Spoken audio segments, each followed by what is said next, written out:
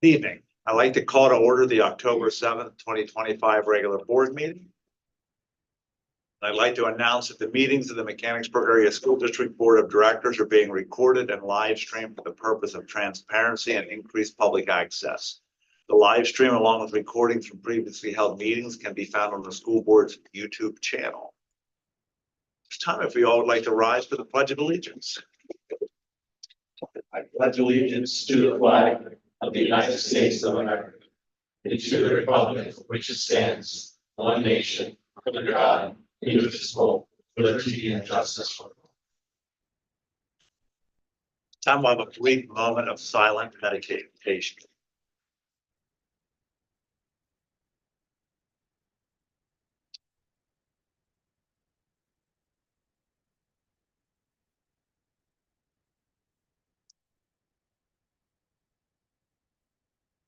Roll call. Mr. Bradley, Here. Mr. Frenchel, Present. Mrs. Huff, here. Mr. Kickline, Here.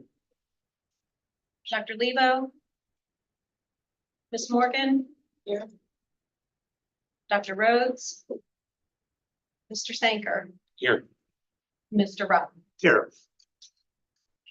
Endorsement of agenda. Do we have any changes to tonight's agenda? There are no changes and the agenda will stand as is. Thank you. And the reading of the minutes of the regular board meeting of September 9th, 2025. Do any board members have any corrections or discussion on the meeting? And we'll accept them as printed. Move on to item 2, hearing of visitors. There will be 2 opportunities for public comment this evening. As a reminder, public comment is limited to residents and taxpayers of the school district. At this time, we have reached the first opportunity for public comment. This opportunity is reserved for comments related to items that are listed on the evening's agenda for a vote. The second opportunity for public comment will occur at the end of the meeting. The second opportunity for public comment is reserved for comments on issues not listed on the agenda and not being voted upon. Public comment will be limited to 3 minutes per individual and requires community members to observe a reasonable decorum. If you'd like to address the board, please come up to the podium, share your name and the municipality in which you reside. This is for items that are on the agenda tonight being voted upon. Seeing none, we'll move on to item 3, reports and presentations. Superintendent of School Report, Dr. Bitts. Thanks, sir. We have a few presentations for tonight, and the first one is one I'm really excited about. This is something I shared with the board in weekly update, and you may have seen some pictures and videos on our social media channels as the year got kicked off. But we have a new program at the high school, and I'm going to attempt to not steal their thunder, but it is Link Crew. And the kickoff to this new initiative at the high school was really through the freshman orientation process this year. And I know that they've got a great presentation to be able to share with you some of the neat work that they're doing, particularly with our freshmen. So I will turn things over to Mr. Reedy and Dr. Medford, and we'll go from there.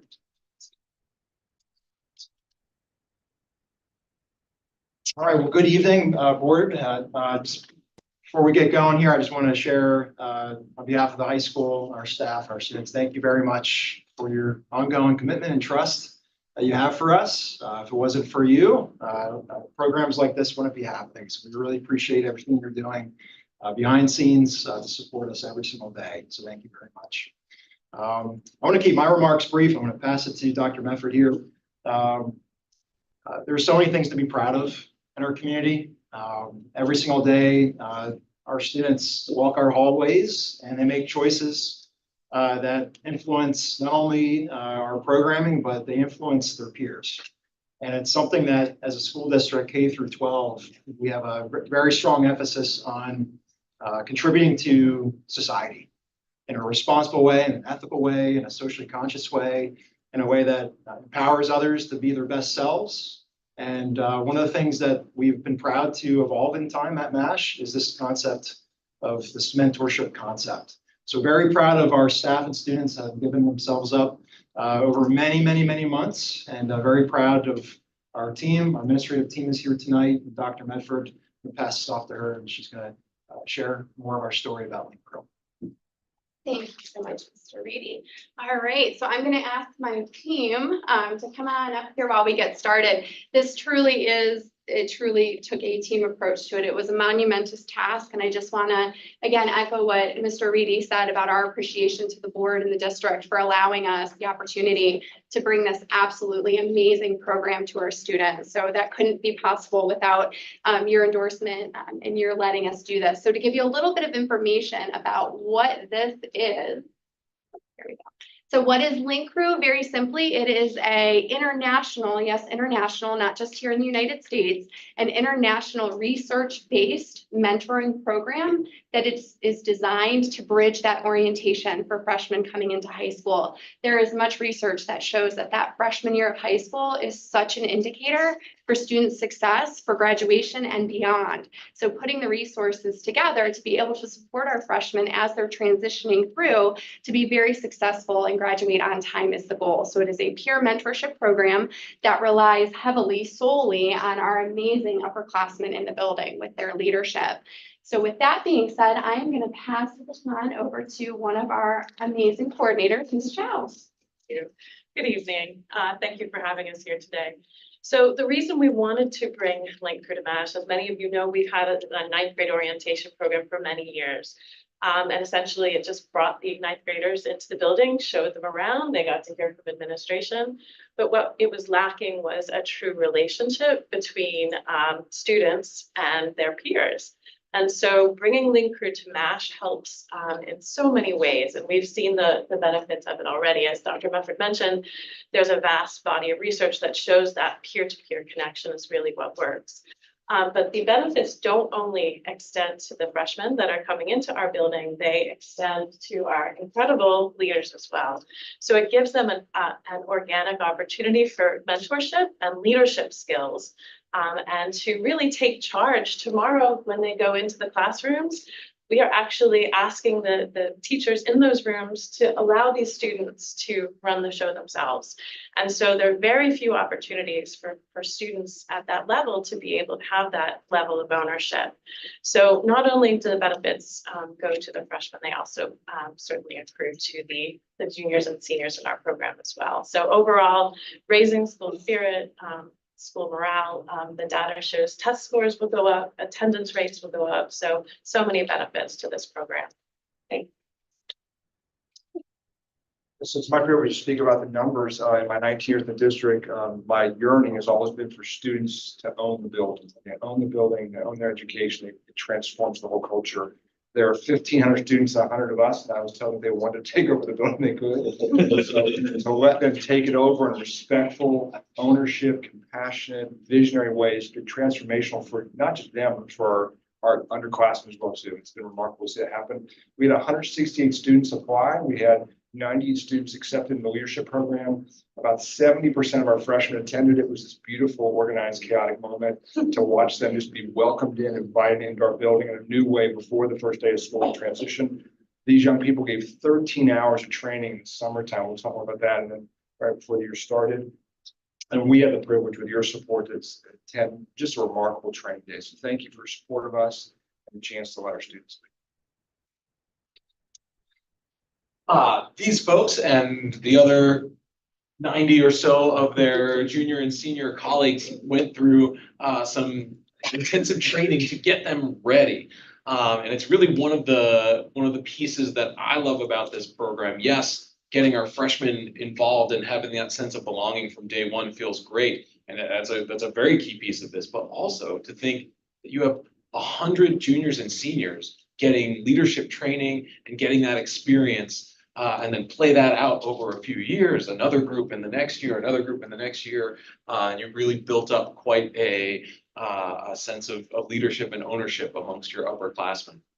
There were a couple of things in particular that they went through. Our introduction day, where folks came down, most out of study hall or something like that, to come and kind of check out what is this. We first had to kind of build some excitement about it, and introduce them to the crazy games that we play. And it's also the first test for them to let them know, like, are you willing to play along with silliness? Well, they're in the room for 5 seconds. We're gonna teach you a song. Here we go.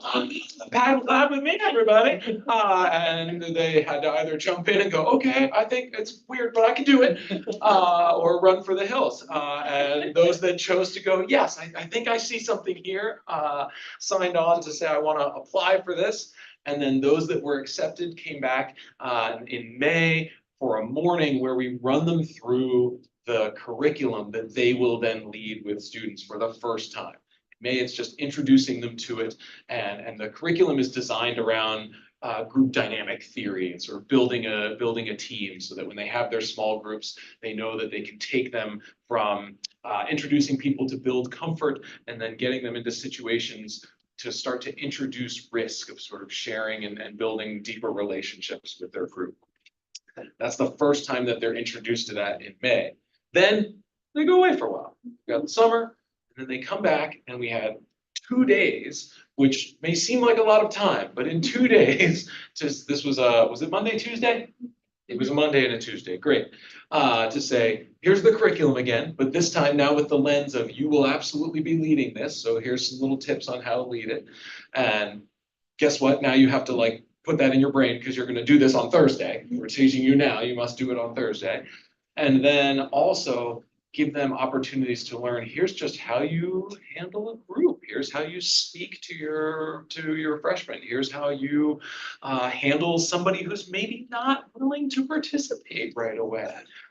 They got some improv theater training on how to handle folks that may not be willing to participate right away. And they, again, the whole time, it's through fun activities, high energy. They all went home exhausted and hopefully well fed too. And worked very hard in putting that together before they kicked off on orientation today. Perfect. Okay, yeah, so orientation day was the Thursday. And it started for us around 5 a.m. We got to high school, we were setting up, Dr. Bedford had the music going for us, all of the energy. It was very exciting. We told the freshmen to, or not the freshmen, we told our link leaders to be there by 7, just to kind of, run through a couple activities and just get everything set up. They were coming in at 6:40. They were coming in at 6:45. It was amazing. They were bringing energy. They were saying, hey, can we go drop stuff off in our classrooms? We brought this stuff in for the freshmen. They were, again, just doing what leaders do. They were saying, hey, how can we help out? Do you need me to pay something to the wall? Hey, let me go do this for you. Hey, let me go do this. It was awesome just to see them step up, which we knew that they would do. But I mean, it was just, you just had to be there to feel the electricity. It was super special. So at like 7:45, 8 o'clock, again, freshmen were starting to come in. We kept them all out in the lobby. And our town crier, who is actually here tonight, we'll get to hear who she is. She went out and she got the freshmen super excited. Or if they weren't excited, hopefully their anxiety levels like decreased a little bit because it's a lot.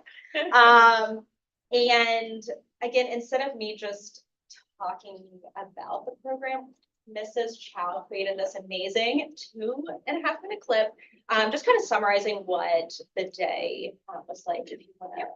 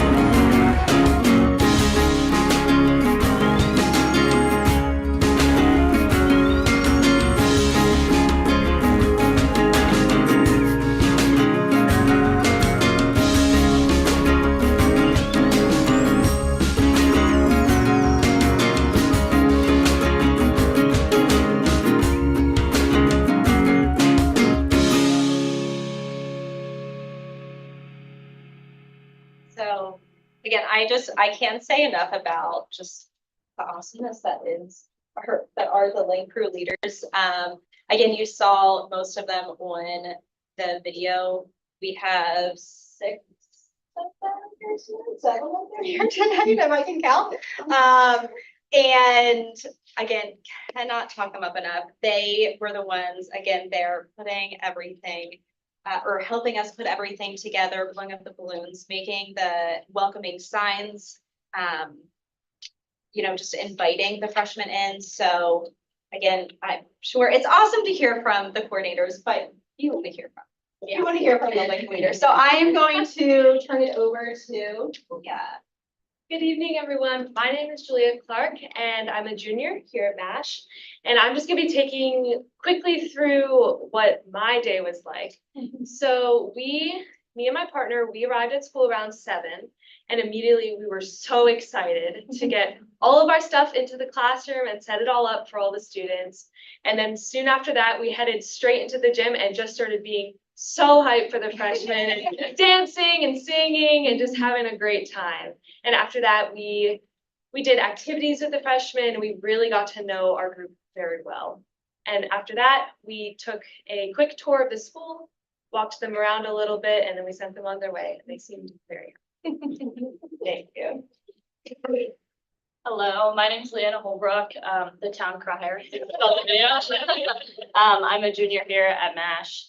And I just want to talk about the impact that Link Crew has on the underclassmen.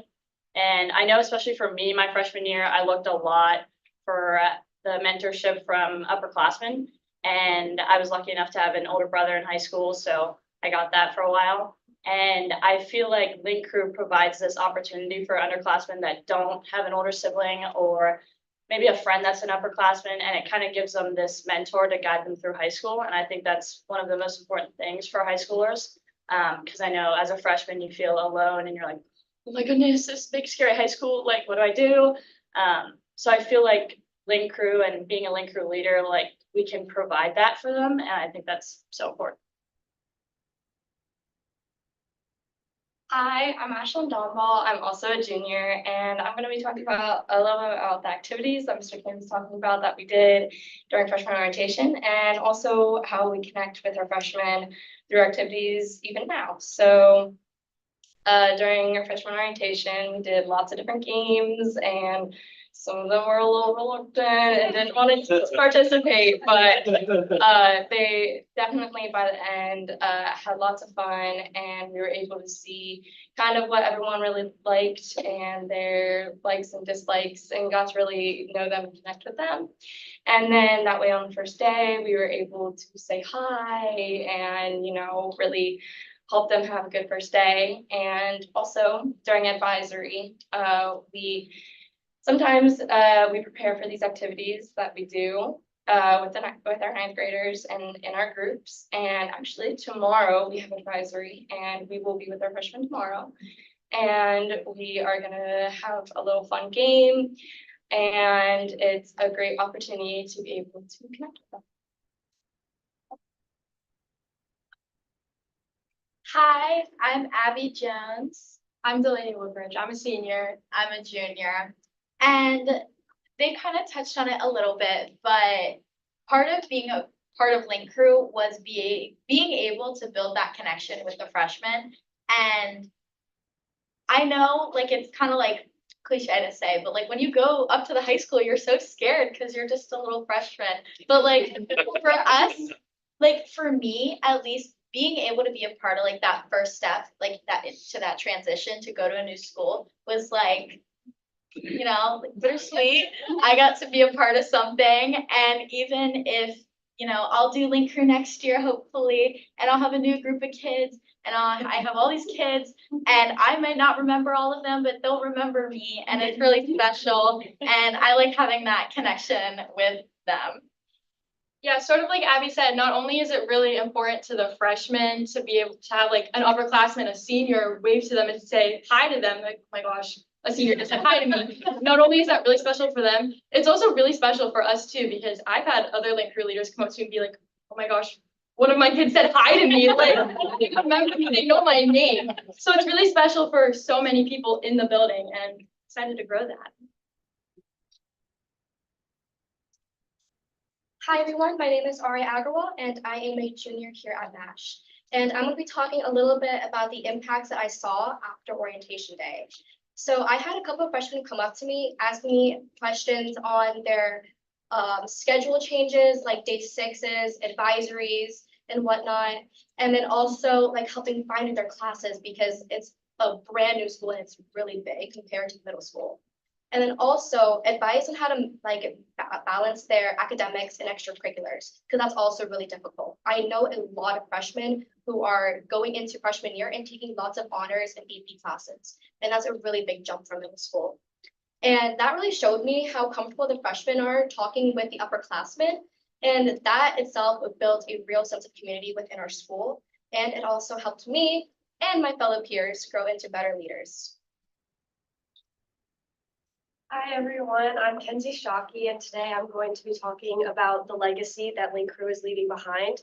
So not only is Link Crew very important for our freshman kids, it's also very important, as the rest of my leaders have said, for us, because you get to leave a lasting impact on the kids that you have. And even if you don't remember them right away, they still remember you, and it's always such a great way to like come into school and recognize a friendly face, even if you weren't like best friends. Because I have a sister who's a freshman this year, so like she's always talking about how like Link Crew helped her with her experience. But we're also looking to leave a stepping stone behind for our next year of Link Crew leaders, because me, myself being a junior, and also the rest of my junior class, we're all hoping to be part of Link Crew again. The seniors who do have to sadly graduate will no longer be a part. So it's nice to have these long training days and having a great stepping stone for the next generation of Link Crew leaders. So then again, our next round of freshmen don't feel left out, or they don't have the same experience as the freshmen this year. So thank you.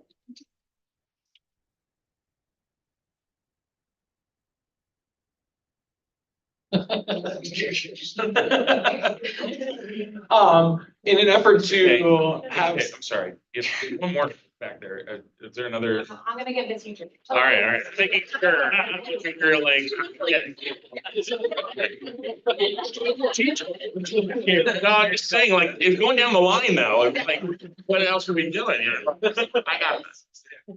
Mr. Sanger doesn't want me to talk. I need to hear from the back. We wanted to collect some data to support what's going on here, and a lot of that is shared on the screen here. There was a survey that went out to 8th graders at the end of the school year last year to just collect some information. They answered some questions about it. You see there, 40% of incoming freshmen said that they were nervous about entering high school, and 64 shared concerns about interacting with the big kids at the high school. And then you see the changes when a different survey was sent out after their orientation experience, talking about feeling more connected to their school community. That's exactly what we were hoping to see. Freshmen saying that they felt more confident on that first day, feeling welcomed by their leaders, and those that took the time to fill out the survey, many of them also really took the time to talk about their specific leaders and offer praise to them. We have some freshmen here tonight via video. It's a short clip of a couple of our freshmen talking to you about their experience. Thank you, Mr. Collins.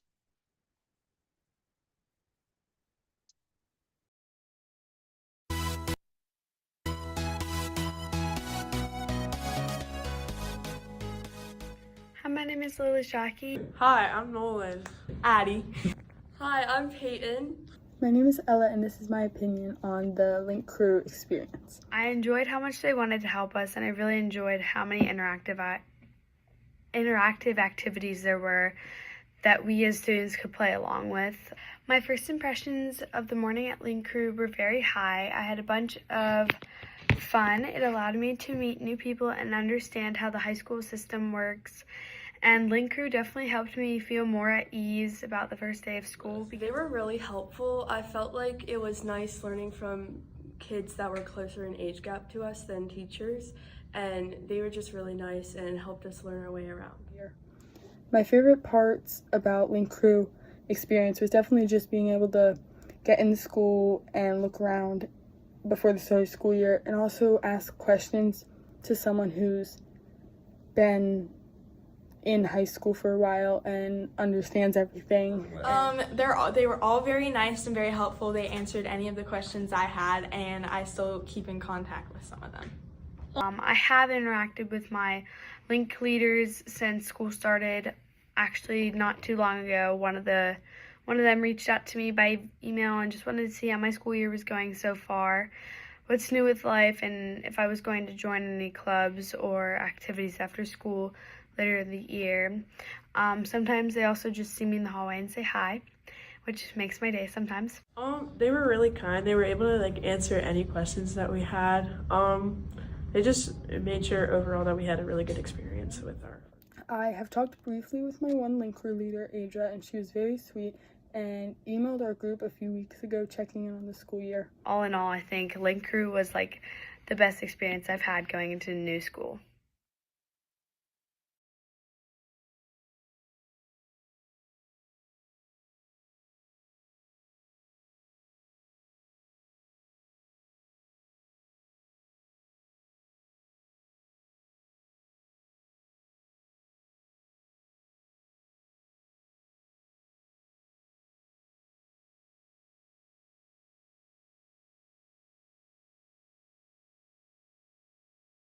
It's kicking off their school year.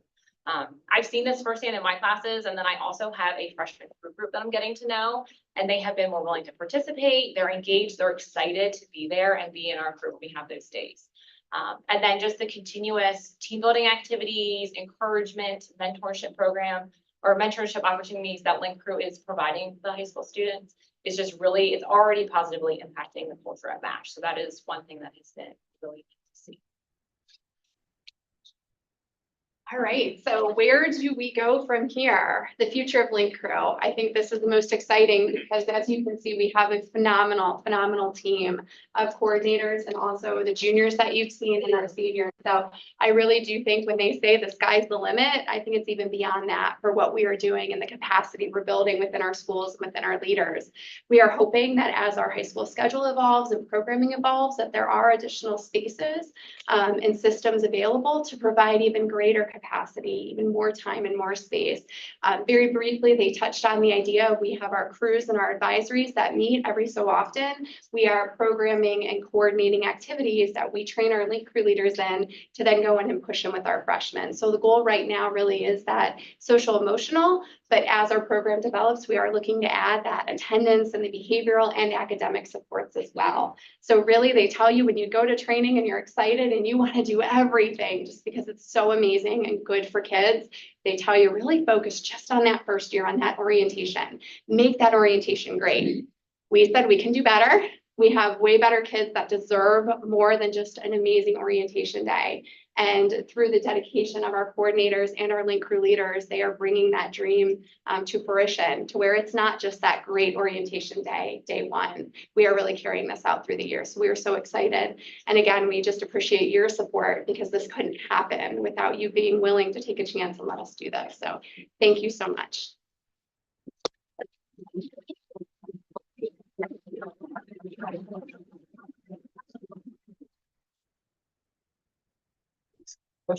So, Actually, Mr. Bradley has a question. well, not so much a question, but to both the students and the teachers, you could you don't have to come back up, just. But now I had you all lined up differently and thank you for bringing this program and working with the students. And for the students, I think the town crier, I apologize, I don't remember. Yeah. Leanna. I had the same benefit. I went to the high school I went to. I was the fourth one of my family, so I had three other, which was not always a good thing. Yeah.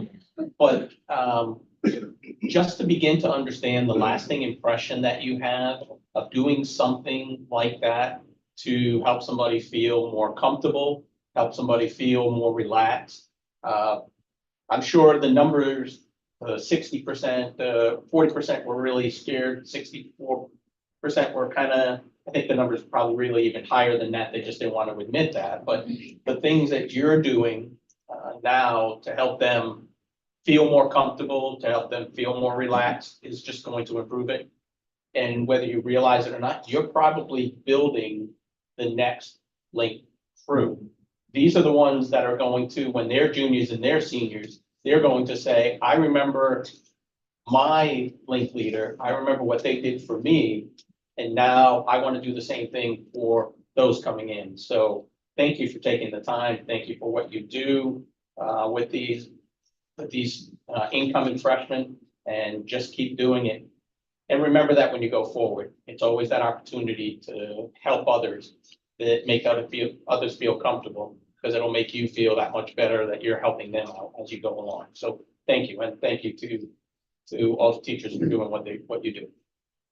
Yeah, you guys brought tears to my eyes. It just makes me so happy that you're willing to interact with freshmen. And I just wanted to say I've had 2 different jobs with 2 different companies where I suggested we need somebody here to mentor somebody on their first day of work. They have no idea what to do, where to go, how to get IT help. There's so many questions you have on your first day that I've started a program at 2 different companies to reach out to first day, and you become their mentor. They're, you know, I was getting emails, phone calls, like, how do I do this? How do I do that? Who do I reach out to? So it is amazing that you're getting such good training here, because you're going to do this for the rest of your life, whether you know it or not, because it means so much to you now, and you'll just want to share that for the rest of your life. And I just think it's so amazing. Thank you for what you've done. Now, we have a couple of new board members joining in December. If you have any tips and tricks. Have to bring them back. Yeah, bring them back. It's a fun game. We'll let you go up on the silly side. You have a curriculum you can take.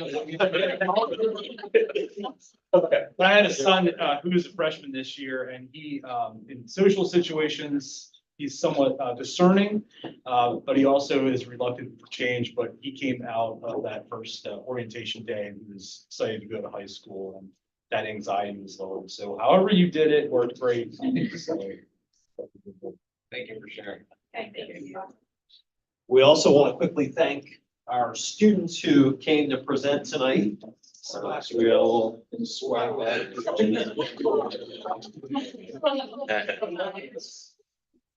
Thank you so much. Thank you.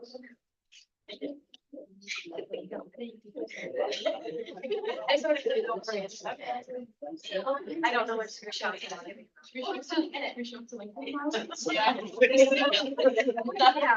Like Halloween. Thank you, everyone. So I just want to thank everybody for being here. You're more than welcome to watch Democracy in Action. Or you're more than welcome to go out the door and go about your studies and other things you would do in the evening. So have a great, thank you. Yeah,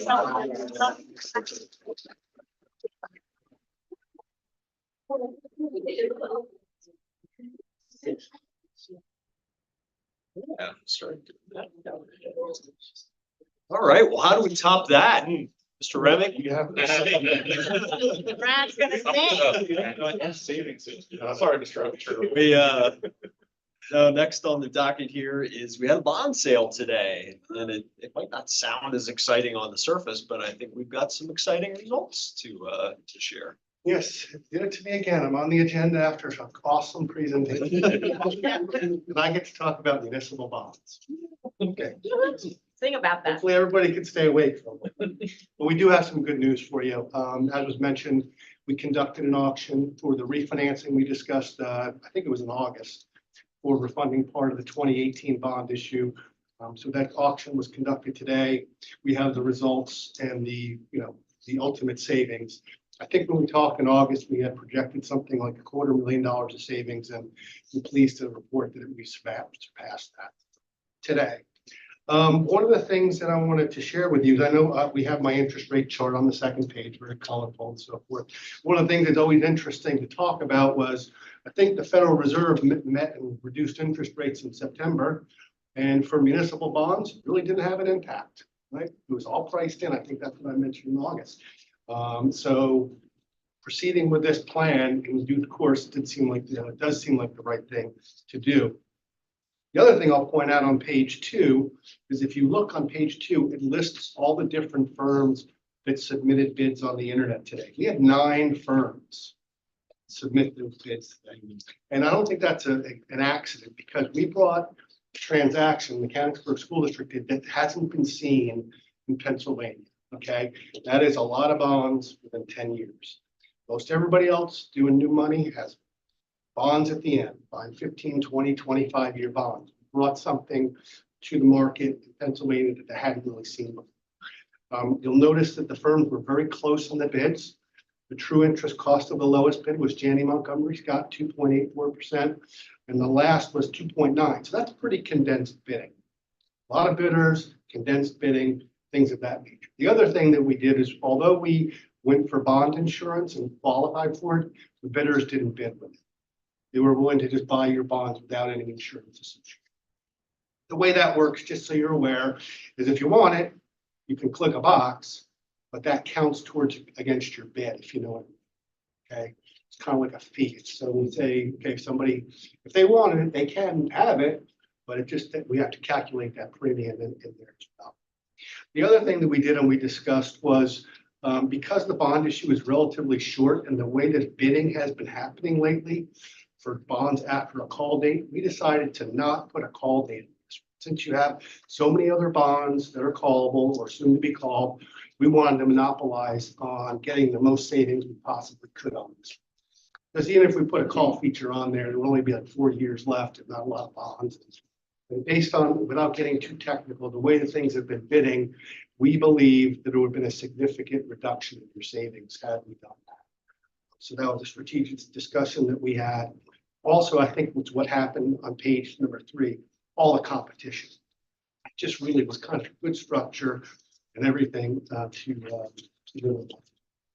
The next page, page number 3, this just shows the chronology of the bids. They started coming in at 11:06 or so a.m. and they lasted for about 12 minutes. It's very quick acting, screen flashing, things of that nature. When you go through these auctions, it's kind of neat to watch. But in that 12-minute period, it looks like we had a total of 26 bids from. That's sweet. Greg and I talked about that today. That was a lot, much different because of versus last time. Again, I think structure and your name and the credit rating report, what I'll get to, really played into that. Did that start at 11 and you had to sit there and wait for 6 minutes? Yeah, sometimes we don't see bids till 11, 12. Wow. That's when I start panicking. I mean, I would have And that's when Melissa says, relax, Brad. And I start panicking and all of a sudden the screen starts flashing. You're right again, Melissa. Anyway, we added a page 4 just for you, a 1-page summary, okay? There's a lot of numbers that go into our analysis, but this is a 1-page summary of what your savings were. In column 4, about $416,000 in this year's budget, and if you look at the bottom of column 4, about $439,000. Again, Melissa manages my expectation. Thought we were going to be at 250. She said, I think we're going to be 300. I think with what we just all talked about the bidding and everything, we just got that's 140,000 more than I think when I walked into the office this morning, it's expected. There's a lot of pages going after this for our spreadsheets. I think Greg and Bobby care more about it than you, but it's basically the 2018 bond, what we refunded on page 6, what's left on page 7, remembering that we didn't do all of it because remember the shape of the yield curve we talked about. So this is still eligible to be refinanced if long-term rates come down. Don't know if that'll happen or not, but it's still your option. I mean, the balance of what we did not. Yes, correct. That's still eligible to be refinanced.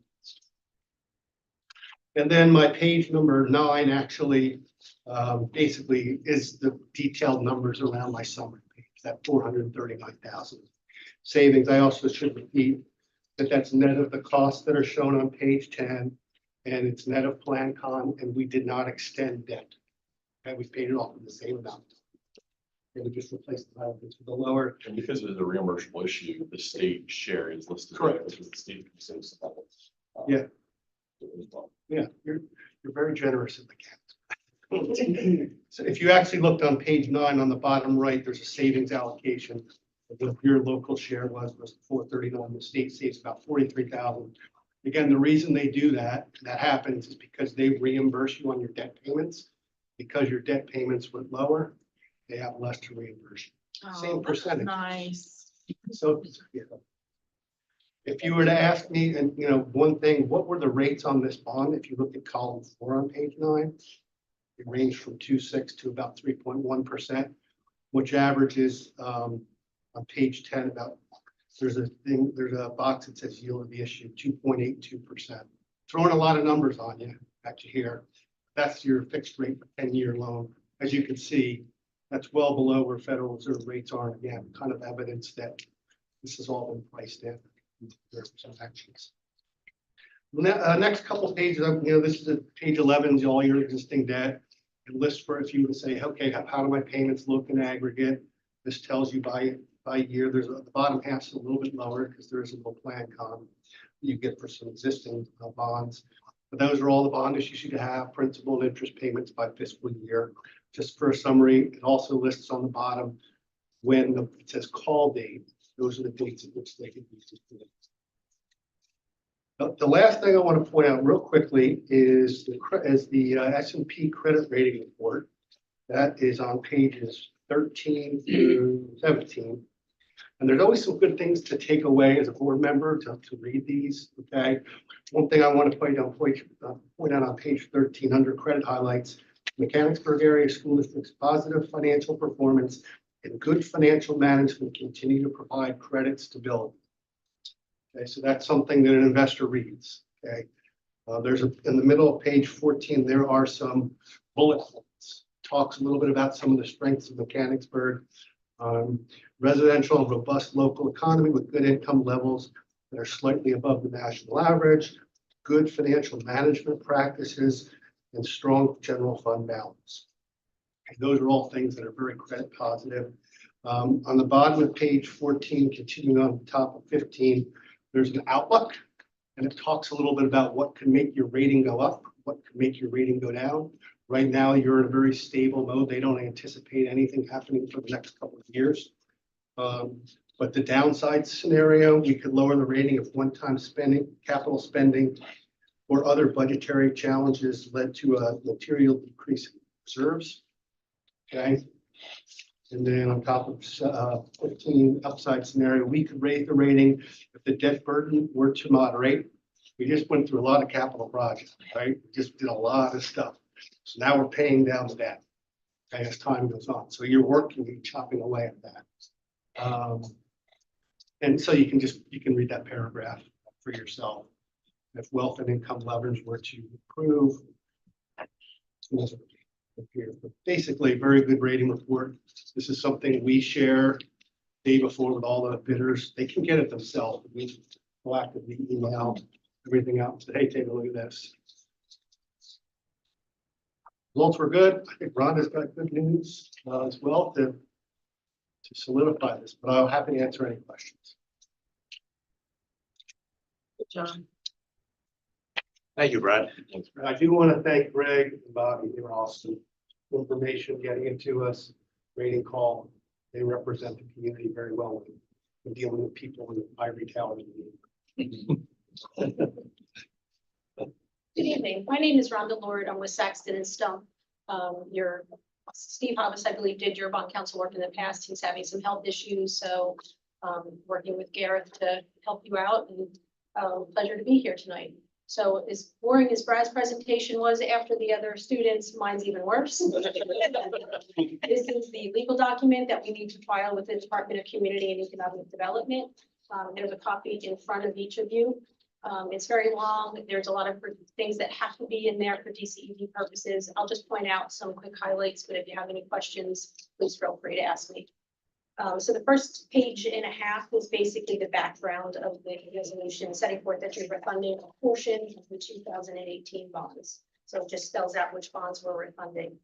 When you go to page 2, at the bottom where the actual sections begin, the first section authorizes the refunding of the portion of the 2018 bonds. Section 2 determines to issue debt in the amount of $8,870,000.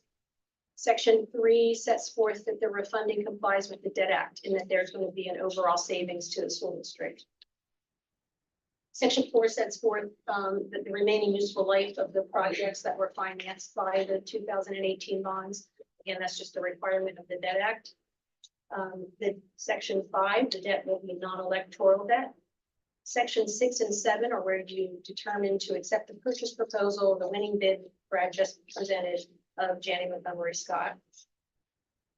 And it authorizes the school board to sign the documents. So that's the rest of that section. Section 9, the bonds will be general obligation bonds. Section 10 is your budget covenant that you'll put enough money in your budget each year to pay the principal and interest of the bonds. Let's skip ahead to section 16. Your name manufacturers and traders bank as your paying agent. Section 17 sets forth that the bonds that are going to be refunded will be called on November 17th, and that's the date, the planned date of settlement of these new bonds. Section 20 is your covenant to comply with the rules of the Internal Revenue Code for the tax provisions on the bonds. And finally, section 26 is the covenant to comply with the rules of the continuing disclosure for the Securities and Exchange Commission. There are several exhibits. Exhibit A is the debt service schedule that Brad went over with you. Exhibit B is your winning bid form. And then Exhibit C is a draft of what the actual bond form will look like. Yeah, that's just a requirement of the act, but it's just a draft. I'm happy to answer any questions.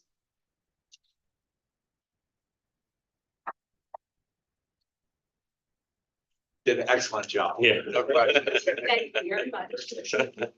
Good summary, thank you.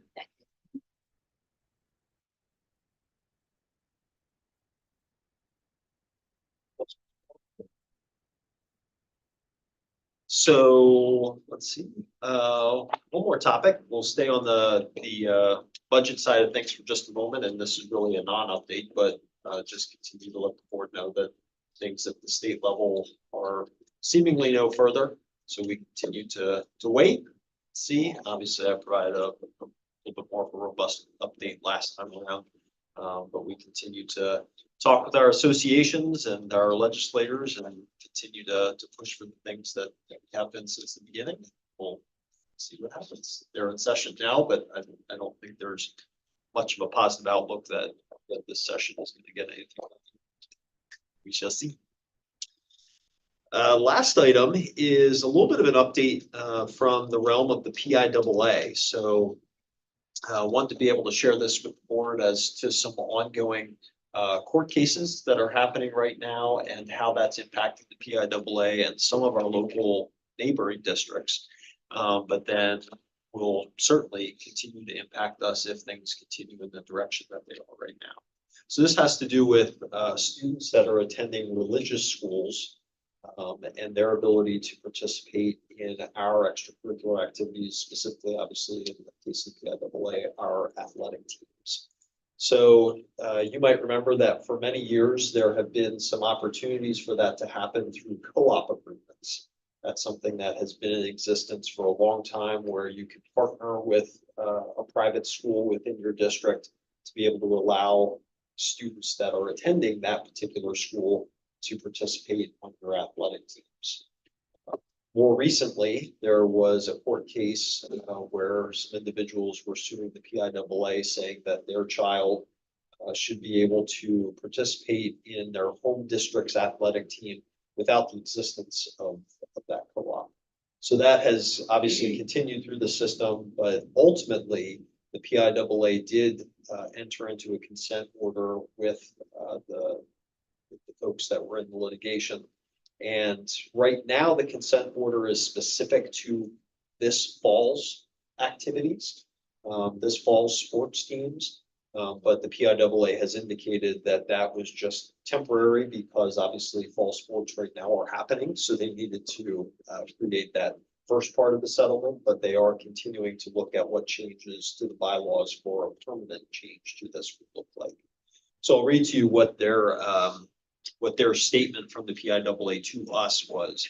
This consent order would permit faith-based students, that's what PIAA has been calling this, faith-based students to participate in fall sports at the public school district of their residence if the faith-based school does not offer the sport. So essentially, if a faith-based school did not offer a football team, and we have a football team, then a student that resides in our district that is attending that school could opt to be able to come back to us and play football on our team.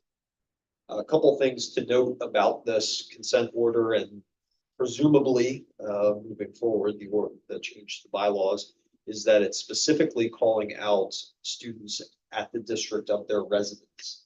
You might remember some of the issues that this board discussed with some of the co-op agreements was that there was an opportunity there for a student in a neighboring school district who went to a private school within our jurisdiction to then come to our school to play a sport, sort of becoming a non-boundary school without becoming a non-boundary school. That is not the case here. We're talking about our residents who are choosing to attend what they're calling a faith-based school, being able to come back to us. And again, specifically those sports where the faith-based school doesn't offer that sport.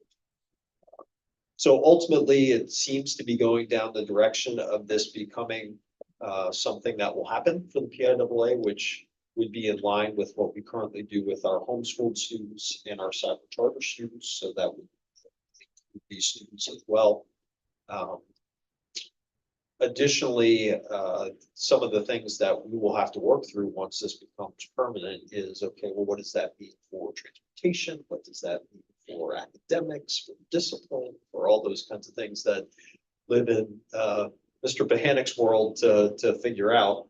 I don't know how much guidance we will get on those things, but I have all the faith in all that Seth will be able to work with others to figure those pieces out. So any opportunity for the board to be able to comment about that, but that's the update on the PIAA and religious schools. Just a comment and then a question. The comment being is whether I agree with it or not, I'm glad the PIAA actually did take a position on it and just did, as you said the other month, punt it back to each individual school. So there should be some consistency of who's allowed to and who's not. And number two is it does not include like a private school that's not religious affiliated. So that's a great question. I find it What interesting now, exactly under a law, faith-based home schools can, cyber charters can, now by PIAA and potential court decision, religious schools can. What about, say, Harrisburg Academy, just as an example? We'll see how the bylaws define faith-based. Yes. And lastly, if we have a student that goes beyond, I guess we don't know transportation at all. If they're attending a faith-based school beyond normal distance that we have to provide transportation, could we be forced to provide it for sport, I guess? Good questions that we are wondering as well in certain acceptance. Obviously, we have teams that get out at all different times for their competitions, all those things. So what does that look like? How does that transportation look? Right. Okay. Questions? That was district is then financing participation in that sport. Is the co-op probably this was agreement between the school districts? Correct. Co-op can speak about money though, they still just send kids. If we had an agreement, right, that was not any benefit to us other than filling out the football team if we needed to do that.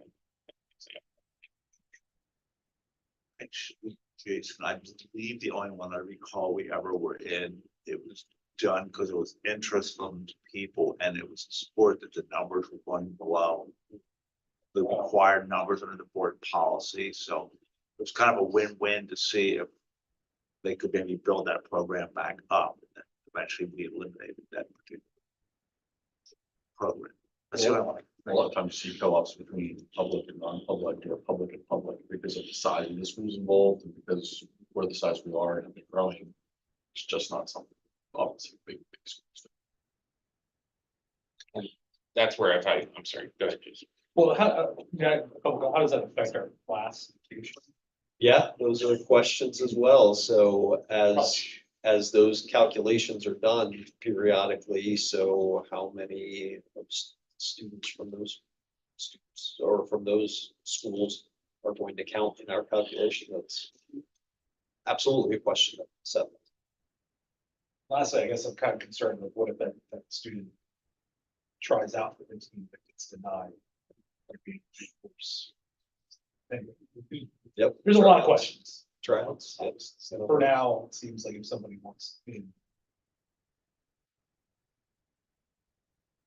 Do we have anybody right now that has like come in for a fall sport from Bible Baptist or whatever? We have not navigated it for the fall. Again, there are a couple of neighboring districts that had fall athletes that they were navigating it. We have had some preliminary interest from folks saying that in the future they would like to, meaning a younger child that they're looking ahead a year or two and saying, hey, let's do this.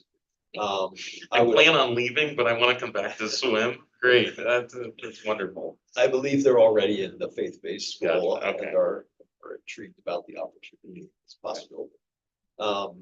And Seth did field a proactive phone call from another institution saying, hey, we're just trying to understand where you guys are at with this. Yeah, some good dialogue, definitely among athletic directors and extracurricular directors and coaches.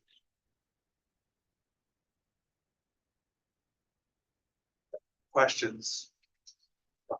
That's all I have. All right, thank you for your report. The 3.02 Cumberland Perry Area Career Technical Center report, Mr. Sanger. Thank you. The JOC met on September 22nd. In committee work, we reviewed an initial draft of the 26-27 budget. The CTC looks to determine the budget early in prior school years and adopt it because it then has to go to the 13 districts for approval, and that takes time. So we actually started looking at that already. The 26-27 budget has similar pressures that we've seen with our own budget, increased healthcare costs, cost of staffing, and utilities based on hopefully occupying the expanded space that we're working on next school year. The budget has several more steps before our board will see it. Work continues on the building project. If you drive by on 114, I'm sure you've seen a lot of dirt moved around. That's all related to improvements to the stormwater basin that's in between the road and the school. The new part of the building will be in the back. So not much you'll see from the road, but there'll be some different, the facade will be different once the front door is being worked on, which is also kind of the first phase of the building work itself. The next JOC meeting I'll be attending is later this month, October 27th. That concludes my report. Questions for Mr. Sanger? Thank you for the report, Mr. Sanger. 3.03 Capital Area Intermediate Unit, Mr. Bradley. Thank you. The board met on the 25th of September. The format of the board meetings are changing a little bit, becoming more procedural and covering things than with votes and things like that. Previously, it was almost like we were getting updates from each of the different departments in each of the different areas. So the information from the different departments and everything are coming in a separate email that I'll start to incorporate a little bit more and talk about what's coming in the email. But the board meetings are changing a little bit from their dynamics from what they used to be. We did talk about retirees and new appointments, small budgets. And as a reminder, the IU has 50 to 60 budgets besides the one that we vote on, small budgets, small grants. So we always have to go through and review those budgets and approve those budgets. I've talked about the PSBA elections, added a couple of new members. They change every 3 years. There's new rules that are in place. Reviewed a series of policies that needed to be just as we go through. And then one of the main points was that we approved to retain and reelect Dr. Sao as the executive director of the intermediate unit for 4 additional years. So that was one of the main things. So her contract will extend now until December of 2029. And then the other piece of conversation, which of course, I'm sure you're having as well, we talked a little bit about the impact from the state funding and from the federal funding and some of the things that could be done to delay or defer some payments because of the impact to them and the impact to the IU and the impact of the funding. So being a little, sounds wrong, but a little creative accounting. But, you know, just, you gotta shuffle money around until the state and the federal government figures out what they're going to do and then agrees that. So it is it's not causing major problems, but it is causing that there's conversation and they have to consider how to keep things moving forward and maybe defer some things to other times. So Do they see that getting worse as time goes on? like everything, you know, the more you have to dip in, it's like more you have to dip into your savings. So if it continues, it's just going to continue to be a little more complex for them. So yes. I think one of the keys there with the IU is obviously we're talking about 22 districts, I think, but 22 different school districts that are all in different places with the impact that the lack of a state budget is having. Obviously, we shared that for us, we're still good for a little while, but that's not true for all 22. So IU feels that. Right, because part of the money, the funding from the other districts that may not necessarily be in the same condition that we're in causes a little bit of a problem for them as well. Well, I was just wondering if you and the VOTEC are seeing problems where the school districts aren't able to make the payments to them. No. And, you know, that's gonna have a huge impact too. And is that something they would choose not to pay right now because they don't have the funds for that and they gotta make payroll or something? Yeah, I don't want to speak for the districts, but I think it is fair to say in managing cash flow, every district story might be a little uniquely different. And so said another way with us, I know Dr. Britt shared this in a previous update at one point, with 75% of our budget being funded by local sources, that's more helpful to us than say some schools who might get 75% of their budget from state sources, where that 75% is not flowing because of the state budget impasse. And then if you're in that position where 75% of your budget's from the state and maybe you don't have as much reserves, then it's kind of like doubly a problem. And so then you're probably very actively managing your cash flow for payroll and vendor payments. And I think to your point, I agree with you. If you're in that position, you probably are looking at what payments you can hold, what payments can you hold for longer periods of time, and it just impacts everybody's cash flow, like the IU.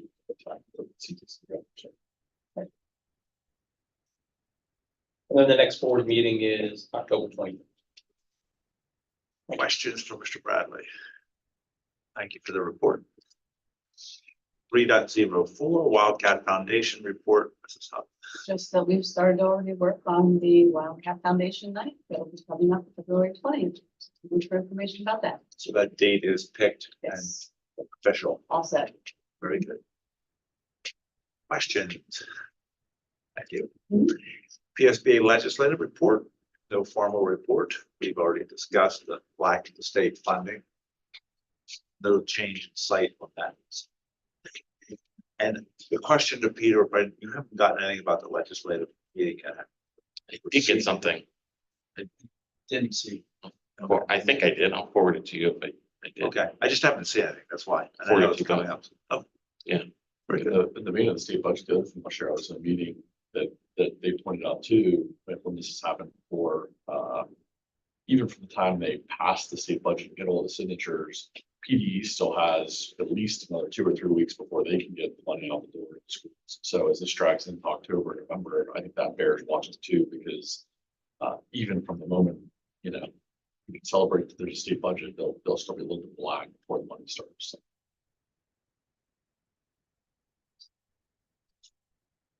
Anything else? Right, on to the Finance and Facilities Committee report, Mr. Sanger. The committee hasn't been meeting as a committee, but we've reviewed in work session several items that are in the budget and finance section tonight, including the budget development calendar, the grant budgets, and we heard tonight about second update on the bond issue that we're planning to authorize. So noting that and to say that they've all been reviewed previously. That concludes my report. Any questions? Thank you, Mr. Sanker. And board president report, an announcement of an executive session held this evening at 6 p.m. for student, personnel, and legal matters. Go on to item 5, new business, athletics, recreation, item 5.01. Mrs. Huff, would you read that in Dr. Lebo's absence? I ask the board to approve the winter and spring recreation programs for 2025-2026. We have a second. Further discussion. Mrs. Haldeman. Unless I hear a negative response, I'll record the roll call as a unanimous vote. Item 6, new business, budget and finance, item 6.01. Ms. Morgan. I'd like to ask the board to approve the treasurer's report as per the attachments, which include the following. Number 1 is the board budget reports for September 2025.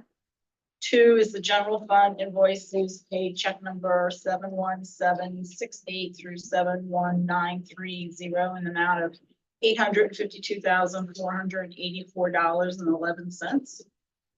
Number 3 is electronic payments in the amount of $7,013,674.75. Number 4 is the general fund invoices payable checks number 71931 through 71957 in the amount of $376,840.31.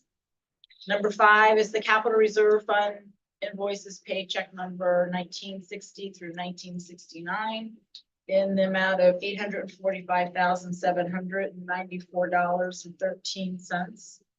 Number 6 is the series of 2024 construction fund invoices paid check number 191 through 206 in the amount of $1,394,422.24. And lastly is the student activity agency fund quarterly report for July through September of 2025. Second. Second. Further discussion. Ms. Haldeman. Unless I hear a negative response, I'll record the roll call as a unanimous vote. 6.02. Ms. Morgan. I'd like to ask the board to approve the budget development calendar for the 2025 through 2026 budget process. Second. Second. Further discussion. Mrs. Haldeman. Unless I hear a negative response, I'll record the roll call as a unanimous vote. Item 6.03. Ms. Morgan. I'd like to ask the board to endorse the grant budgets for 2025 through 2026 school year. We have a second. Second. Any further discussion? Mrs. Haldeman. Unless I hear a negative response, I'll record the roll call as a unanimous vote. We have 6.04. Ms. Morgan. I'd like to ask the board to authorize the insurance of general obligation bonds, series of 2025, and to adopt the attached resolution for the purpose of refinancing certain outstanding bonds from the general obligation bonds, series of 2018 as presented. We have a second. Further discussion. Mr. Rupping, I'd just like to thank you and your staff. I know you always like to give Alan and Greg and their staff credit on when to pick these times to do this, but I'm starting to think maybe you might have a little to do with it too. So I just wanted to give you that credit by leaving here, and I want to thank you for hundreds of thousands, if not millions of dollars, your office has saved us in refinancing at the right time. I think you were part of that decision also. So your expertise and your staff. So Yeah. thank you very I want to much. thank Melissa for being a positive person in your life. Maybe it's all Melissa. Any other discussion on the issues of bonds? Ms. Haldeman. Unless I hear a negative response, I'll record the roll call as a unanimous vote. Item 6.05, Mr. Klein. I'd like to ask the board to approve the tax policies report as presented in the attached. We have a second. Second. Further discussion? Thank you. Mrs. Haldeman. Unless I hear a negative response, I'll record the roll call as a unanimous vote. Item 7, new business curriculum, item 7.01. Mrs. Huff. I ask the board to approve the student services contracts as presented. We have a second. Second. Any further discussion? Mrs. Haldeman. Unless I hear a negative response, I'll record the roll call as a unanimous vote. Item 9, new business, personnel. Item 9.01, Mr. Bradley. I'd ask the board to approve the personnel report as per the attachments. We have a second. Second. Further discussion? Mrs. Haldeman. Unless I hear a negative response, I'll record the roll call as a unanimous vote. Item 11, new business, policy. Item 11.01, Mr. Frangel. I'd ask the board to approve the settlement and release agreement as per the attached. We have a second. Any further discussion? Mrs. Haldeman. Unless I hear a negative response, I'll record the roll call as a unanimous vote. Item 11.02, Mr. Frangel. I'd ask the board to approve the second and final reading of revised board policy 336, personal necessity leave as per the attached. We have a second. Second. Further discussion? Mrs. Haldeman. Unless I hear a negative response, I'll record the roll call as a unanimous vote. 11.03, Mr. Frangel. I'd ask the board to approve the second and final reading of new board policy 800.1, electronic signatures and records as per the attached. Second. Further discussion? I just wanted to say, I think I'm seeing some of those paperwork coming through my last packet of invoices that I looked at over the weekend. I can see the new printouts and the new records of that, so it's working. Very good. Any other discussion? Mrs. Haldeman. Unless I hear a negative response, I'll record the roll call as a unanimous vote. Item 11.04, Mr. Frangel. I ask the board to approve the second and final reading of revised board policy 827, conflict of interest as per the attached. Second. Second. Further discussion? Mrs. Haldeman. Unless I hear a negative response, I'll record the roll call as a unanimous vote. Item 11.05, Mr. Frangel. I'd ask the board to approve the second and final reading of revised board policy 916, volunteers as per the attached. Second. Second. Further discussion? Mrs. Haldeman. Unless I hear a negative response, I'll record the roll call as a unanimous vote. Item 12, hearing of visitors. We have reached the second opportunity for public comment. This opportunity is reserved for comments on issues not listed on the agenda and not being voted upon this evening. As a reminder, public comment is limited to residents and taxpayers of the school district. Public comment will be limited to 3 minutes per individual and requires community members to observe a reasonable decorum. If you'd like to address the board, come up to the podium, share your name and the municipality in which you reside. This is for public comment for items that were not on the agenda and not voted on tonight. Mr. Rupp, while allowing any public members to get up, there was an item during the agenda. You were moving at a good clip, so I thought I'd let you keep going. But back in the personnel report, I just want to call out Mr. Harris and his retirement, because I thought that was noteworthy in terms of his length of service district, which we do recognize, but as someone who has frequently come before our board, I thought that was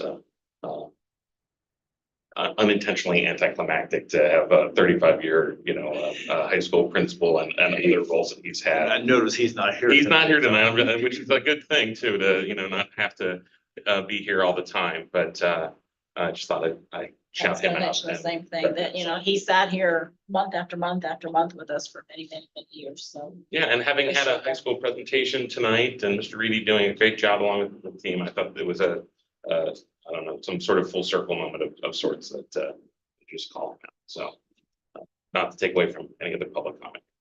Good spot. I don't see any other members of the public that want to speak. So. Don't want to stifle anybody. Moving on to item 13, Ms. Morgan. I would like the board or make a motion to the board to adjourn. We have a second. Meeting is adjourned.